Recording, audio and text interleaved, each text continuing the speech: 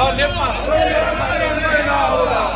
में रहना होगा, वंदे मातरम कहना होगा, भारत में रहना होगा, वंदे मातरम कहना। भारत माता की माता की जय, वंदे मातरम, वंदे मातरम। पाकिस्तान किंवा दहशतवादी हल्ला जो झाला त्यामध्ये आपल्या अनेक भगिनींचे सिंदूर हे पुसले गेले आणि त्यासाठी हे सिंदूर ऑपरेशन जे केलेलं आहे की त्यावेळी दहशतवाद्यांनी अतिशय भ्याड अमानवी असा हल्ला केला।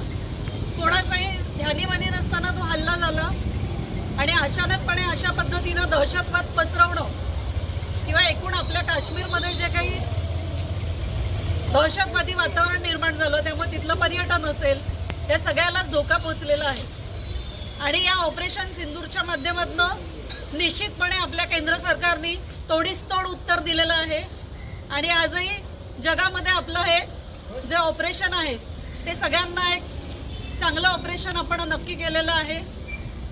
तर यासाठी जे आपले जवान याच्यामध्ये शहीद हुतात्मा झालेले आहेत किंवा ज्या माता भगिनींचे सिंदूर पुसले गेलेले आहेत अशा सर्वांना या ठिकाणी आपण श्रद्धांजली वाहूयात।